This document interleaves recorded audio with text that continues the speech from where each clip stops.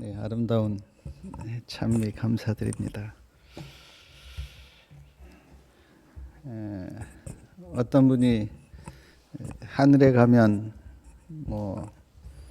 전도할 것도 없고 다 믿으니까요. 품성을 개발하는 것도 아니고 하늘에 가면 찬양하고 하나님께 예배드리고 그렇게 말씀하셨는데 저도 찬양을 잘 못하기 때문에 하늘에 가서 정말 아름다운 악기와 목소리로 찬양하는 그 모습을 상상해 볼 때 참 마음이 기뻐요. 제가 이렇게 설교를 해보지만 설교를 해서 어떤 사람의 마음을 감동시키려면 10분, 20분 가지고 잘 안 됩니다. 근데 찬미는요, 찬미 한 곡 해봤자 한 4분, 5분 그러는데 아름다운 찬미는 3, 4분 동안에 우리 마음을 감동을 시켜요. 그래서 저는 제가 설교를 하지만 그러나 설교보다는 찬양이 훨씬 파워가 있다. 저는 그렇게 믿고 있습니다. 요셉의 생애를 살펴보고 있는데 네 번째 시간인데 이제 마지막 시간이에요. 요셉의 이제 제일 후반부죠. 지난번에 요셉이 베냐민을 만났다고 하는 그런 장면까지 이제 봤습니다. 그 이후에 말씀을 좀 보면 요셉이 내가 요셉이라고 이제 형제들에게 밝혔지 않습니까? 형들이 놀라서 울고 그런 어떤 말씀을 봤는데 두려워하는 형들에게 요셉이 했던 말이 두려워하지 마십시오. 하나님이 그렇게 하셨습니다. 모든 섭리를 하나님께 돌렸어요. 우리가 살면서 우리도 여러 일을 겪습니다. 근데 우리가 정말 믿음의 사람이라면 어떤 일을 만날 때 하나님의 섭리를 우리가 찾아야 됩니다. 그랬을 때 나에게 영적으로 유익이 돼요. 막 세상 탓을 하고 누구 탓을 하고 그러다 보면 우리의 믿음이 흐트러져요. 왜 하나님께서 나에게 이런 일을 허락하셨을까? 하나님의 섭리로 그걸 봐야 됩니다. 요셉은 그렇게 했어요. 창세기 45장 16절에 보니까 바로왕이 소식을 듣습니다. 요셉의 형들이 왔다고 하는 소식을 들어요. 그 소식을 듣고 바로왕이 요셉에게 이야기합니다. 형들을 좀 잘 대접해라. 그리고 형들에게 곡식도 주어라. 너희 아버지가 가나안 땅에 살고 있는데 아버지를 애굽으로 모셔라. 그리고 아버지가 타고 올 뭐까지 줍니까? 수레까지 줘요. 이 수레에 아버지를 모시고 애굽으로 와라. 바로왕이 아주 호의를 베풀어요. 왜 호의를 베풉니까?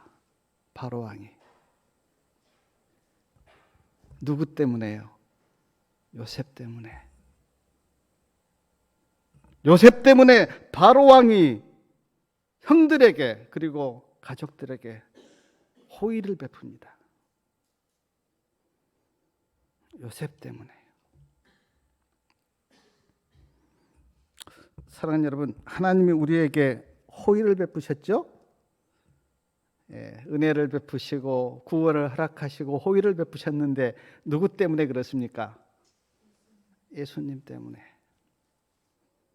성경에 보면 다윗이 사울의 가족을 찾아요. 그리고 무비보셋을 찾는데 무비보셋에게 아주 호의를 베풉니다. 근데 거기에 누구 때문이라고요? 요나단 때문에. 근데 하나님이 우리에게 호의를 베푸신 건 예수님 때문에, 예수님의 은혜 때문에, 예수님의 희생 때문에 우리에게 하나님이 호의를 베푸셔요. 요셉이 형제들에게 가나안까지 먹을 양식을 줍니다. 그리고 형들에게 옷 한 벌씩을 줘요. 아마 애굽에서 가장 좋은 옷, 그거를 형들에게 줘요. 베냐민에게는 은 300과 옷 5벌을 줍니다. 베냐민은 아주 특별 대우를 해요. 그리고 말씀해 보니까 순나기 열필에는 애굽에 있는 아름다운 물품들을 실려서 보내요. 그리고 암나기 열필에는 곡식과 떡과 양식을 실려 보내면서 잘 가라고, 다음에 다시 만나자고 그렇게 인사합니다. 얼마나 보기 좋은 모습인지 모르겠어요. 꽃이 참 아름답잖아요. 자연도 참 아름답습니다. 그러나 가장 아름다운 모습은 사랑할 때예요. 아멘. 사랑하는 모습처럼 우리를 감동시키는 건 없어요. 저도 이렇게 꽃 박람회도 가보고 이렇게 자연도 가보는데, 꽃은 아무리 아름다운 꽃도, 제가 그 일산의 호수공원에 박람회 갔는데 꽃이 너무너무 많은 거예요. 처음에 몇 번은 와와 하다가 너무 많으니까 한 30분 가니까 꽃이 좋은지 아닌지 모르겠어요. 꽃은 그래요. 꽃은 몇 번 보면 감동이 별로 없습니다. 근데 사랑은 안 그래요. 사랑은 느낄 때마다 우리를 감동시켜요. 제가 이 장면 이렇게 생각하면서 그 요셉의 형제들이 지금 고향으로, 아버지께로 돌아가는데 그 모습을 이렇게 보면서 하나님의 은혜가 얼마나 컸는가 제가 생각해 봤는데, 20년 만에 12형제가 다 만났습니다. 한 20여 년 만에요. 바로가 호의를 베풀었습니다. 애굽에 오라는 초청도 했어요. 그리고 많은 곡식과 물품들을 나귀에 싣고 갑니다. 시므온도 데려가고 베냐민에게도 아무 일 없었어요. 집으로 돌아가면서 얼마나 기뻤을까? 얼마나 그 하나님의 은혜가 그들의 마음에 막 찬양을 했을 것 같아요. 왜냐하면 모든 것들이 잘 됐잖아요. 요셉도 만났고 바로에게 호의도 받았고 애굽으로 오라는 초청도 받았고 또 나귀 20필에 그 많은 물품들을 싣고 그 11형제가 고향으로 돌아갈 때 그 기쁨이 얼마나 컸을까.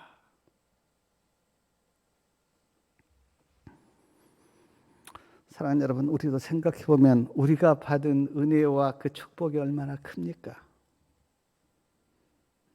예수님 믿고 하나님의 사랑도 느꼈고 구원도 받았고 은혜도 받았고 우리의 본향도 알게 되었고 예수님이 다시 오신다고 하는 기쁜 소식도 우리가 가지고 있고, 얼마나 그 기쁨이 큽니까? 저는 신앙을 이렇게 막 고통과 슬픔 중에 하는 사람들을 보면 잘 이해가 안 돼요. 정로의 계단 13장에 보면 주 안에서 기뻐함이라는 주제가 있는데, 거기에 보면 화이트분이 편지를 썼어요. 어떤 자매에게. 그 자매가 막 괴로워하고 낙담하고 힘들어하는 거예요. 화이트분이 그걸 보고 편지를 썼어요. 그 자매에게. 자매님, 왜 아름다운 동산에서 가시를 보고 그렇게 힘들어합니까? 가시를 보지 마십시오. 그리고 꽃을 보고 향기를 맡으면서 기뻐하십시오.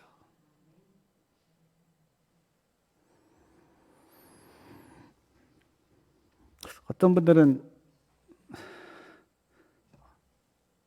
세상에 막 고민거리들, 안 좋은 것들을 다 상상하면서 마음에 막 힘들어해요.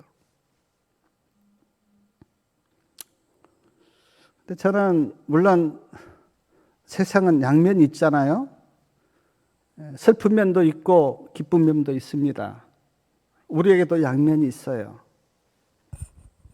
그러나 우리가 믿음 안에서 하나님의 가족이 되었기 때문에 우리는 늘 하늘을 명상하고 아버지의 사랑을 명상하고 예수님의 그 은혜와 그 축복을 우리가 명상하고 우리 본향을 생각하면서 우리의 마음은 기뻐해야 돼요. 감사하고. 저는 감사가 신앙의 저는 본질이라고 믿는 사람이에요. 감사가. 아니, 하나님이 우리 아버지고 우리가 하나님의 자녀 되었고 예수님의 그 사랑과 희생을 통해서 우리를 구원했는데 어찌 우리 입에서 감사가 안 나옵니까? 감사가.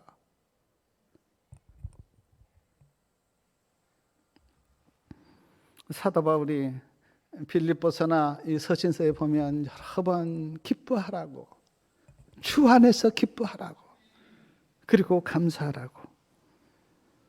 사랑하는 여러분, 주님의 사랑과 그 희생을 마음으로 묵상하면서 감사하시기 바랍니다. 감사하셔야 돼요. 우리는 세상 것 때문에 감사한 사람이 아니고 예수님 때문에 감사하셔야 돼요. 11 형제들이 돌아와서 아버지에게 이제 요셉 이야기를 해요. 아니, 우리가 가서 요셉을 만났다고. 요셉이 살아있다고. 이 이야기를 하면서 그 형들 마음속에 얼마나 찔렸을까. 20년 전에는 요셉이 죽었다고 그 피 묻은 옷까지 보여주면서 아버지 보라고 요셉이 짐승에게 찢겨 죽었다고 그렇게 거짓말 했는데 지금 요셉이 살아있다고. 더욱더 놀라운 것은 요셉이 애굽 총리가 되었다고. 야곱이 믿을 수가 없잖아요. 죽은 줄 알았는데 그것도 애굽 총리라니. 근데 지금 눈앞에 바로 왕이 보낸 수레가 있잖아요. 그리고 11 아들이 가서 보고 왔으니 안 믿을 수도 없고. 그러니까 말씀해 보니까 야곱이 기뻐하면서 네 아들 요셉이 살아있다니 내가 죽기 전에 가서 만나보리라. 야곱이 그렇게 고백합니다. 어떤 분들은 하나님의 사랑이 안 믿어진다고 그렇게 이야기해요. 나는 하나님의 사랑을 느낄 수가 없다고. 그냥 내 인생에는 맨날 힘들고 어렵고 고난만 닥치고 나는 하나님의 사랑이 느껴지지 않는다고. 근데 사랑하는 여러분, 십자가를 바라보시면요, 하나님의 사랑이 마음에 느껴집니다. 예수님이 십자가에서 못 박혀 돌아가시는 그 장면을 명상하면 하나님의 사랑이 얼마나 크고 얼마나 나를 사랑하셨고 어떻게 사랑하셨는지 하나님의 사랑이 마음에 느껴져요. 십자가를 바라보면. 저도 옛날에 신앙 힘들게 하면서 하나님이 사랑이시다고 하는데 나는 왜 이렇게 마음이 힘들까라고 생각한 적이 있었는데, 그러나 내가 십자가의 사랑을 조금씩 경험하면서 그 말이 내 입술에서 사라졌어요. 지금은 하나님의 사랑이 너무 마음에 좋아요. 그리고 사도 요한이 고백했듯이 하나님은 사랑이시다. 저는 이 말을 믿고 또 이야기합니다. 하나님은 사랑이시다. 구원이나 심판도 저는 지금은 이렇게 이야기합니다. 하나님이 누구를 심판하시는 것이 아니라 하나님이 허락하신 구원을 거절하면 그것이 심판 아닙니까?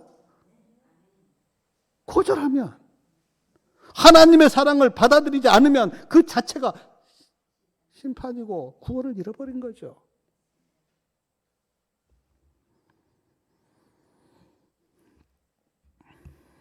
야곱이 바로 왕이 보낸 수레를 타고 이제 요셉을 만나러 가요. 권속들을 다 데리고 가면서 성경에 보니까 브엘세바에서 하나님께 제사를 드립니다. 브엘세바에서 하나님께 제사를 드리는데 이상 중에 하나님이 나타나서 야곱을 부르세요. 야곱아, 야곱아.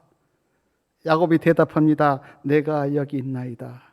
그때 하나님께서 하신 말씀이 창세기 46장 3절과 4절인데 한번 같이 좀 읽어보겠습니다. 창세기 46장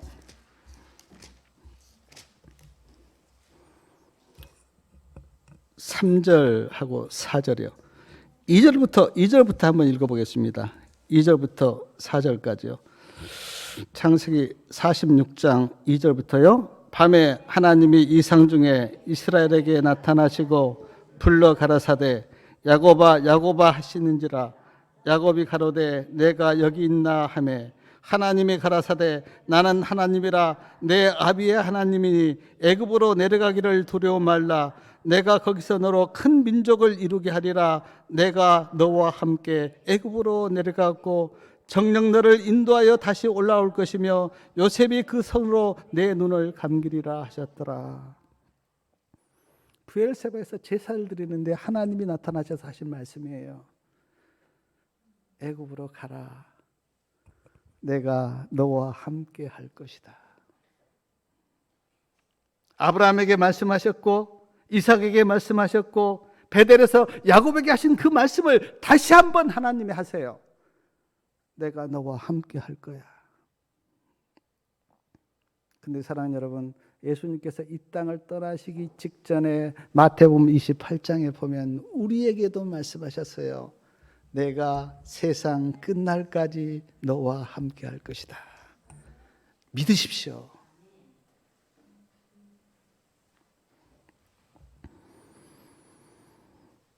바로가 보낸 수레를 타고 권색들을 두고 애굽으로 가는데 몇 명이 갑니까? 성경에 보면 창세기 46장 26절에 보면 66명이 갑니다.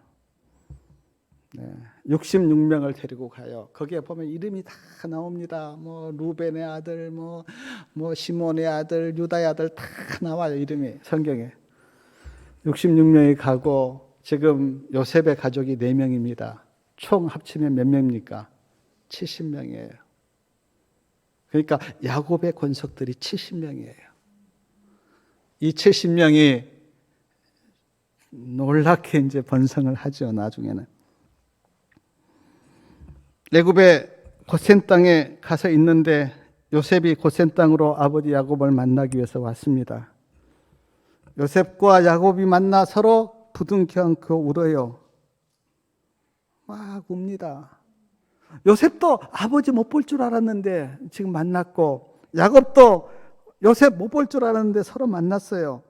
그래서 막 기뻐서 웁니다. 그리고 아버지 야곱이 이런 고백을 합니다. 요셉아, 내가 죽지 않고 살아있고 너의 얼굴을 보았으니 나는 이제 죽어도 괜찮다라는 고백을 해요. 근데 제가 이 말씀 이렇게 성경에서 읽다가 참 부모님 생각이 많이 났습니다. 저희 어머님이 연로하셔서 저에게 여러 번 하셨던 말씀이 나는 이제 죽어도 괜찮아. 여한이 없어. 근데 지금 요셉을 만나고 야곱이 했던 고백이 뭐냐면 요셉아, 내가 이제 너 얼굴 보고 이제 됐으니 나는 여한이 없다. 가끔 이제 누구나 다 그렇잖아요. 돌아가신 부모님 생각이 가끔 나잖아요. 제가 이렇게 인생을 살아보니까 40대 때 느꼈던 부모님하고 50대 때 느꼈던 부모님하고 60대 때 느꼈던 부모님이 달라요. 지금은 진짜 부모님의 마음이 마음에 와 닿아요. 근데 안 계셔요. 그래서 마음이 더욱더 아프죠. 제가 보니까 잘했던 건 생각 안 나고요. 잘못했던 것만 생각 많이 납니다. 내가 왜 그때 좀 잘해드릴걸 하는 생각이 나는데, 특별히 지금 야곱이 요셉아 내가 이제 너 만났으니 이제 죽어도 여한이 없다라는 말이 참 내 마음에 이렇게 깊이 와 닿았어요. 창세기 46장 31절에 보니까 요셉이 형들에게 이제 이렇게 이야기합니다. 만약에 바로가 너희의 직업이 무엇이냐고 그렇게 묻거든 우리는 목축업이라고 대답하십시오. 그러면 바로가 우리를 고센 땅으로 그렇게 이끌게 할 겁니다. 그리고는 형 다섯을 바로에게 이제 소개를 시켜요. 요셉이. 바로가 진짜 묻습니다. 너희 생업이 무엇이냐 그렇게 물어요. 그때 형들이 우리는 양과 소를 기르는 목축업을 했습니다. 그렇게 이야기하면서 성경에 보니까 고센 땅에 살게 해주십시오라고 바로에게 요청해요. 근데 바로가 진짜 허락합니다. 그래서 고센 땅에 머물라고. 그리고 그 다음에 창세기 47장 7절에 보니까 요셉이 아버지 야곱을 모시고 바로에게로 갑니다. 인사시키죠. 우리 아버지입니다. 왕이시여. 그렇게 인사시켜요. 그때 바로가 야곱에게 이렇게 묻습니다. 연세가 얼마입니까? 그렇게 물어요. 야곱이 그때 대답하기를 내 나그네길의 세월이 얼마라고요? 130년입니다. 우리 조상의 나그네길의 세월에는 미치지 못하나 그다음에 험악한 세월을 내가 보냈습니다. 저는 여기에서 그 야곱이 지금 내가 험악한 세월을 보냈다고 하는 그 말씀 속에서 내가 인생을 한번 생각해 봤어요. 근데 모든 사람이 다 험악한 세월을 살고 있는 것 같아요. 왜냐하면 험악한 세상에 사니까. 험악한 세상에 사니까 우리의 삶도요, 얼마나 희로애락이 많습니까? 우리가 그 죄인이기에 느끼는 심적인 고통과 육체적인 고통이 얼마나 많습니까? 마음의 고통도 그렇고 육체적인 고통도 그렇고 연세가 드시면 들수록 얼마나 그게 많습니까? 안 아픈 사람이 누가 있습니까?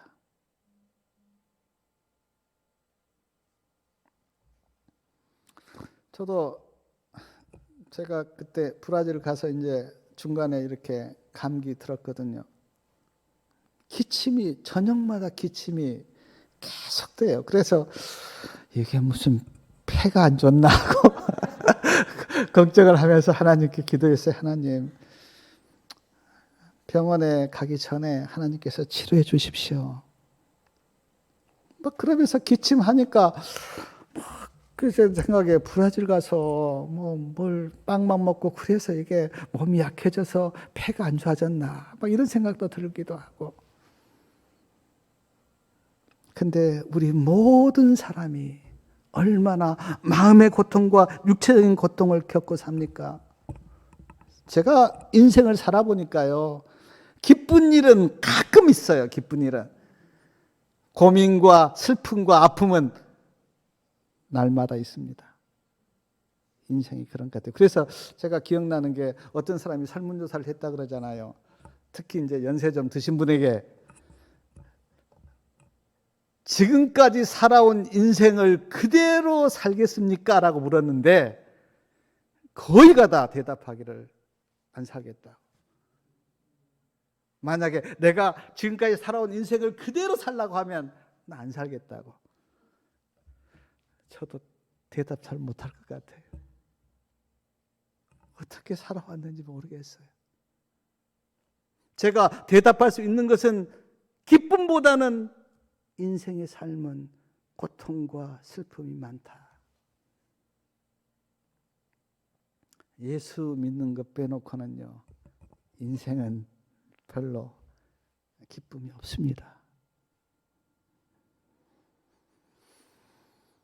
바로하고 야곱이 만났는데 성경에 보니까 야곱이 바로에게 축복을 해줘요. 세상적인 지위로 보면 바로가 축복을 해야 맞잖아요. 근데 바로가 축복하지 않고 야곱이 축복합니다. 하나님의 이름으로 야곱이 바로를 축복해줘요. 제가 그걸 보면서 느끼는 게 이게 영적인 권위인데 진짜 하나님을 믿는 사람들은 하나님의 이름으로 우리가 누구를 축복할 수 있어야 될 것 같아요. 지위나 뭐 나이에 상관없이 하나님의 이름으로. 그게 영적인 권위 아닙니까?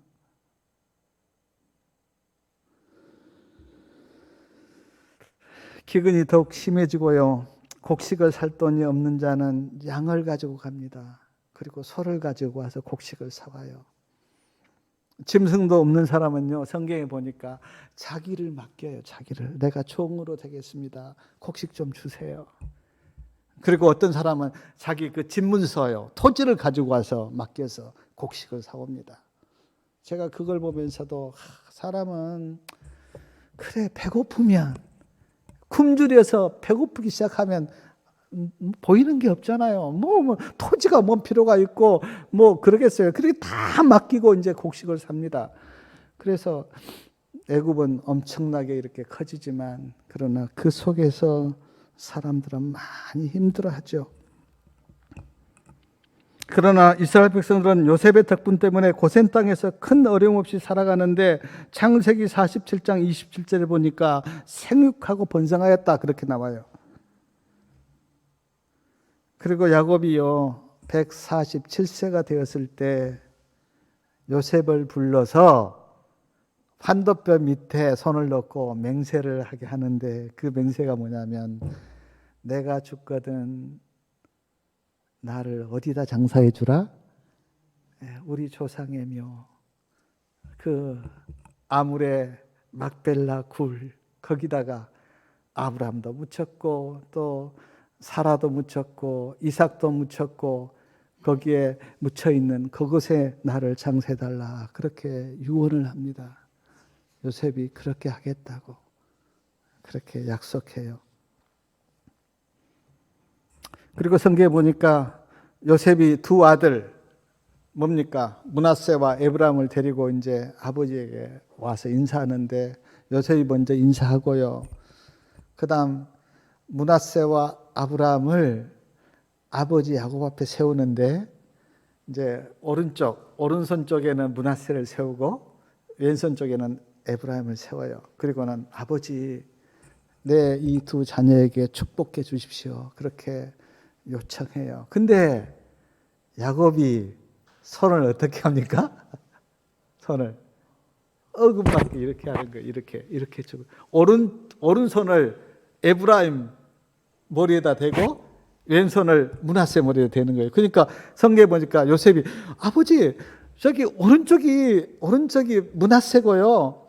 왼쪽이 에브라임이에요. 그러니까 그때 야곱이 했던 말씀이 뭐냐면 그래 나도 안다. 그러나 므낫세보다는 에브라임이 더 크게 될 거다. 근데 진짜로 그렇게 됐어요. 장자가 므낫세였지만 그러나 차자였던 에브라임이 더 크게 됩니다. 그리고 야곱이 요셉에게 말해요. 나는 죽으나 하나님이 너희와 함께 계시사 너희를 인도하여 너희 조상 땅으로 돌아가게 하실 것이다. 그런 이야기를 합니다. 그리고 창세기 49장에 보면 아주 길게 나오는데 야곱이 12아들에게 축복하고 기도하잖아요. 12아들에게. 루벤부터 시작해서 12아들 아마 많이 들으셔서 알겠지만 제가 한번 쭉 이야기해 볼게요. 첫째가 루벤, 둘째가 시므온, 셋째가 레위, 넷째가 유다, 다섯째가 스불론, 여섯째가 이사갈, 일곱째가 단, 여덟째가 갓, 아홉째가 아셀, 열째가 납달리, 11째가 요셉, 12번째가 베냐민입니다. 다 축복 기도해줘요. 그리고 그들이 어떻게 앞으로 살아갈 것인가 하는 것도 다 예언해 줍니다. 근데 진짜 그 예언대로 돼요.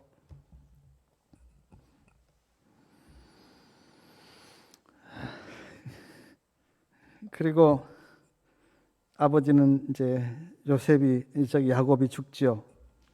40일 동안 몸에 향을 넣고 70일 동안 애곡하고요. 요셉이 뭐 그 장로들 또 그 신하들, 병거들, 기병들 다 아주 거창하게 데리고 가서 고향 땅에 가서 아버지를 거기다 묻습니다. 그리고 이제 돌아왔어요.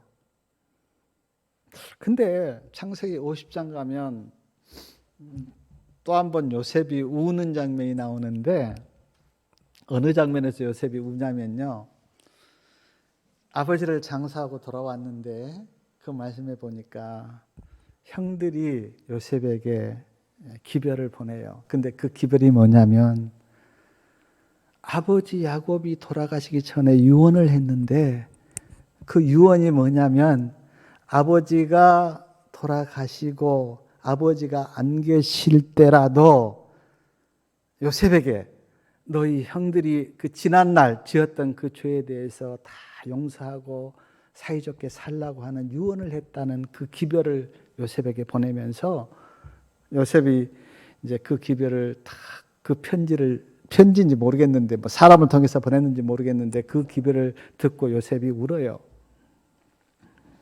그리고 창세기 50장 18절에 보니까 형들이 요셉을 찾아와서 요셉 앞에 엎드려 우리는 당신의 종입니다 라고 이야기하는데, 사랑하는 여러분, 왜 요셉이 웁니까?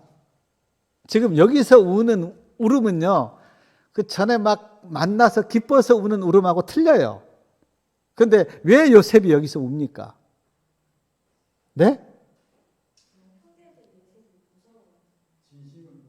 예.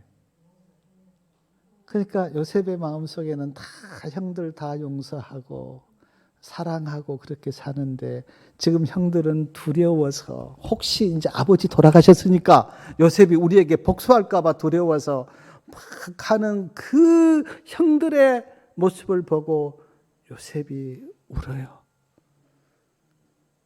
자기 마음 몰라주니까 울어요. 사랑하는데 그 사랑하는 마음을 몰라주는 걸 보고 그 형적인 요셉이 막 울어요. 사랑하는 여러분, 진짜로 내가 누구를 다 용서하고 사랑하는데 내 마음 몰라줄 때는 우리 또 마음이 아프잖아요.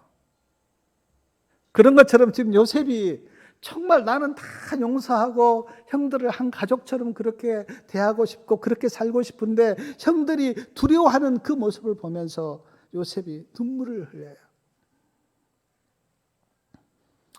근데 사랑하는 여러분, 제가 그 장면을 이렇게 상상하면서 예수님과 우리 관계를 제가 생각해 보았는데, 어떤 사람들은요, 예수님이 내 죄를 용서하셨다고 하는 것을 믿지 못하고 두려워해요. 성경에는 예수님께서 우리 죄를 다 용서하셨다는 말이 참 많이 나오고, 예수님이 우리를 속죄하셨다고 하는 말씀이 많이 나오는데, 그 말씀을 믿지 못하고 어떤 사람들은 두려워해요. 제가 그 요셉의 형들의 모습을 보면서 그 예수님을 믿는 그 신자들의 모습이 떠오른 거예요. 그 모습을 볼 때 예수님의 마음은 어떨까? 진짜 사랑도 다 베풀었는데, 용서하고 다 구원했다고 하는 그 말씀을 다 줬는데 그 말씀을 믿지 못하고 막 두려워하면서 그런 어떤 모습을 볼 때 예수님의 마음이 어떨까? 사랑하는 여러분, 말씀을 믿으시기 바랍니다. 말씀을 믿으시면 마음에 평강이 임해요. 근데 말씀을 믿지 못하면 늘 두렵습니다. 저는 그 예수님의 복음서 이렇게 보면 뭐 믿음이 너를 구원했다, 믿어라, 뭐 인자가 올 때 믿음을 보겠느냐, 믿느냐, 그런 말씀 참 많은데, 진짜 말씀을 믿으면요, 말씀의 능력이 임합니다. 진짜 말씀을 믿으면요.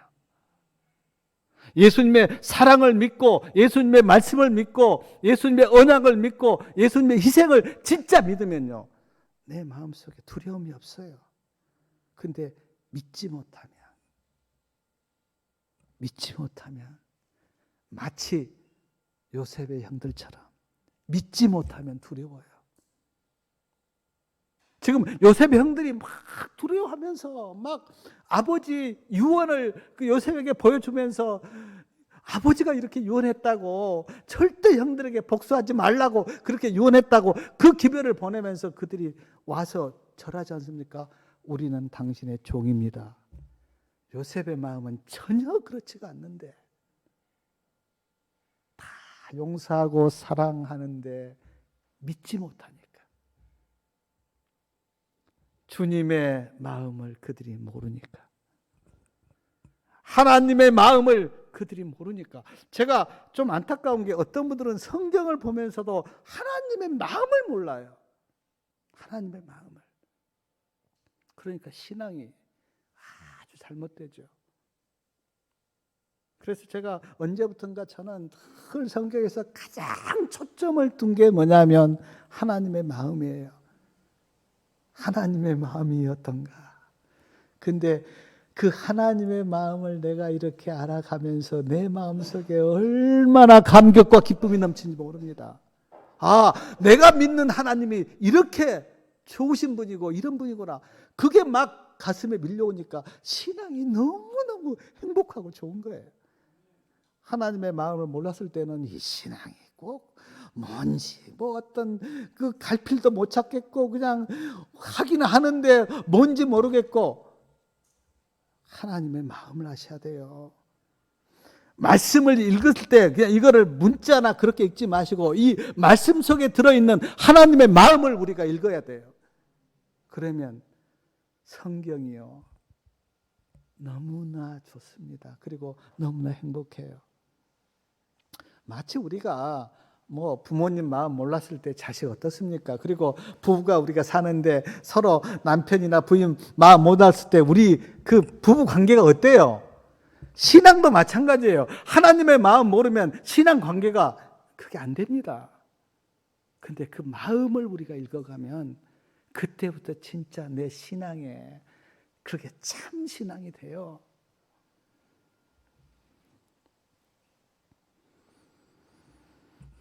창세기 50장 19절부터 21절까지 보면 아까 사회자가 읽었는데, 그때 요셉이 했던 말이 이거예요. 두려워하지 마십시오. 두려워하지 마십시오. 하나님이 선으로 바꾸사 우리에게 다 은혜를 베푸셨기 때문에 두려워하지 마십시오. 내가 형들과 형들의 자녀들을 어때요? 내가 다 돌보겠습니다. 걱정하지 마시고 두려워하지 마십시오.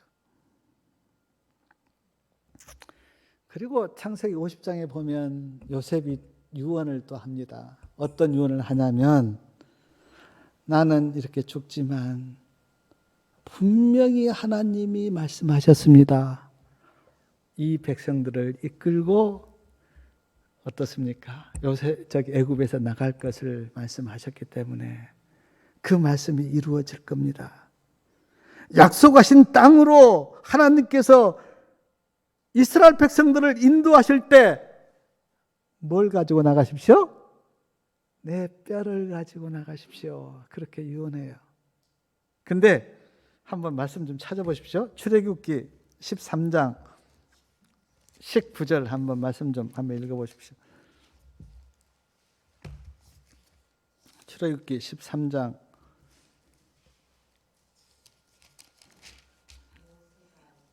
19절 우리 같이 좀 말씀을 읽겠습니다. 모세가 요셉의 애고를 취하였으니 이는 요셉이 이스라엘 자손으로 단단히 맹세케 하여 이르기를, 하나님이 필연 너희를 공고하시리니 너희는 나의 회고를 여기서 가지고 나가라 하였음이라. 출애굽할 때요, 모세가 요셉의 회고를 챙겨요. 그리고 가지고 나옵니다. 저는 이렇게 장면을 명상하면서 아까 야곱도 유언했잖아요. 내가 죽으면 애굽에다 묻지 말고 우리 조상의 그 묘 거기다가 나를 묻어달라. 그렇게 유언했고 요셉이 그걸 지키잖아요. 근데 요셉이 110세에 이렇게 죽었는데 죽기 전에 유언해요. 분명히 이스라엘 백성들이 출애굽을 할 건데 그때 내 뼈를 좀 가지고 나가달라. 그리고 나도 하나님이 약속하신 그 약속의 땅에 함께 가고 싶다. 즉 그 말 아니에요? 그 말. 애굽에 읽기 싫고 나도 너희들과 함께 출애굽을 해서 하나님이 우리에게 주신 그 약속의 땅에 나도 함께 가고 싶으니까 내 유고를 좀 가지고 나가달라. 근데 모세가 그걸 지켜요. 제가 이 장면 이렇게 말씀을 생각하면서 하나님이 약속하신 그 약속의 땅에 가고 싶은 마음은 야곱이나 요셉이나 우리나 다 같구나. 사랑하는 여러분, 우리 모두 하나님이 약속하신 그 땅에 가시기를 바랍니다. 저는 그 말씀이요. 그 말씀 속에 그 야곱에 나 애굽에서 살지만 나는 가나안 땅으로 갈 거야. 요셉도 내가 애굽에서 죽지만 나는 가나안 땅으로 갈 거야. 하나님이 약속하신 그 복된 땅. 근데 하나님이 우리에게 이렇게 약속하셨어요. 너희의 본향은 하늘에 있다. 예수님께서 요한복음 14장에 내가 첫 소를 예비하러 갈 건데 내가 다시 와서 나 있는 곳에 너희도 있게 하리라. 사랑하는 여러분, 우리 믿음 생활 잘해서 정말 우리의 본향, 하나님이 우리에게 약속하신 그 땅에 우리 다 함께 가시기를 바랍니다. 그것이 우리에게 최고의 축복이에요. 우리는 이 세상에 살지만 성경에서 우리의 삶을 뭐라고 이야기했습니까? 나그네다. 나그네는 갈 곳이 있는 거예요. 나그네는. 근데 그 갈 곳은 우리의 본향. 하나님이 우리에게 약속하신 땅. 이스라엘 백성들이 가나안 땅을 해서 가는 그 발길. 비록 이 세상의 삶이 힘들고 어렵지만 그러나 우리는 갈 곳이 있는 사람들이에요. 그리고 그 본향에 우리가 다 함께 가서 그 본향에서 우리 모두 다 제가 전에도 이야기했듯이 우리가 하늘에서 만나면 얼마나 기쁠까. 그 김천교에서 함께 우리가 신앙생활했던 우리 가족들을 하늘에서 만나면 그 기쁨이 얼마나 클까. 물론 우리가 예수님을 만나고 하나님을 만난 그 기쁨도 크겠지만 그러나 우리가 정말 이 지구에서 만났던 그 사람을 하늘에 가서 만나면 얼마나 기쁨이 클까. 꼭 그 은혜가 우리 모두에게 임하기를 바라면서 말씀을 마치겠습니다.